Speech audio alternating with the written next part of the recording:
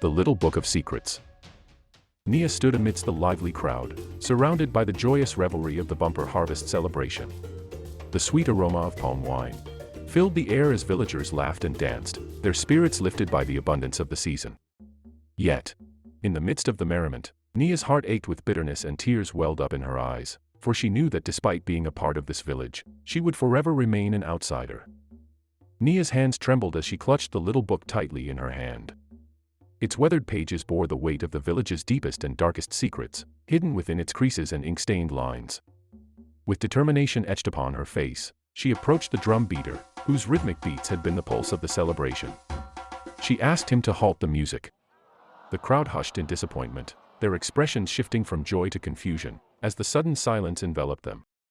All eyes turned toward Nia, curiosity etching their faces, wondering what could possibly drive her to disrupt the festivities. As she ran her fingers over the worn leather cover of the book, a flood of memories washed over her. The names inscribed within its pages whispered to her.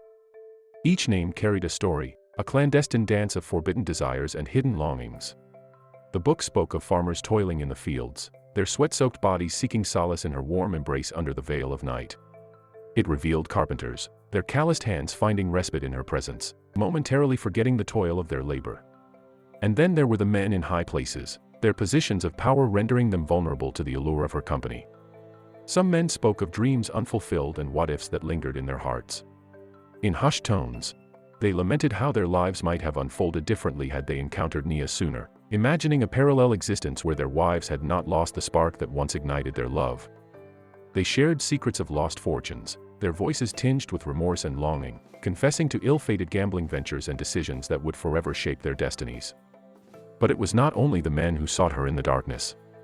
The women of the village, respected and revered, would slip into the shadows, seeking her out for love potions and the removal of unwanted pregnancies. They, too, bore the weight of their own secret desires and unspoken dreams. Elders, trapped in loveless marriages, would seek her guidance in the quiet corners of her sanctuary. Even those who condemned her openly would come to her in the dead of night, their hearts burdened with guilt and regret. As Nia stood there, a solitary figure in the midst of the hushed crowd, her heart swelled with a mix of emotions. The time had come for Nia to rise above the shadows, to shatter the walls of hypocrisy and prejudice. With a deep breath, she raised her voice, her words slicing through the heavy silence like a blade. In this book, she began, her voice quivering with a raw intensity, lie the stories of lives intertwined with mine. Within these pages are the whispered confessions, the desperate pleas for comfort, and the unspoken dreams of a community held captive by its own judgment. The villagers held their breath, their eyes locked on Nia, unable to turn away. For too long, I have borne the weight of your condemnation. But in the depths of night, when darkness cloaks your secrets, you seek me out. You come to me, not only as a prostitute, but as a healer of broken spirits, a purveyor of hope and solace. A murmur of discomfort rippled through the crowd. As Nia opened the book, the villagers leaned in, their curiosity piqued by the prospect of uncovering the names within. But before she could begin, Jabali cleared his throat, his voice a delicate balance between threat and pleading. "Wait," he interjected, his eyes darting nervously. "Nia, we all know you are above such things. The villagers respect and love you, even if it may not always be evident. Please, let us not tarnish the unity we have worked so hard to maintain." A murmur of agreement rippled through the crowd, but a brave voice emerged from the hushed whispers.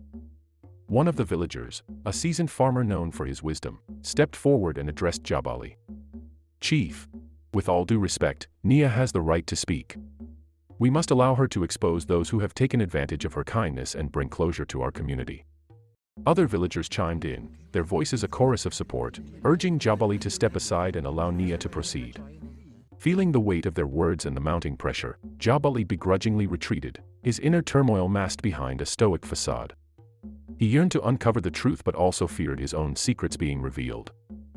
As the crowd settled once again, anticipation hung thick in the air, the drama of the moment intensifying.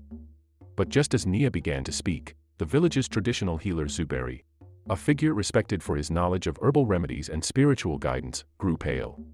The weight of his own secrets, hidden within Nia's book, overwhelmed him. He suddenly collapsed to the ground in a faint. Gasps of surprise filled the air, as the villagers rushed to attend to the fallen healer.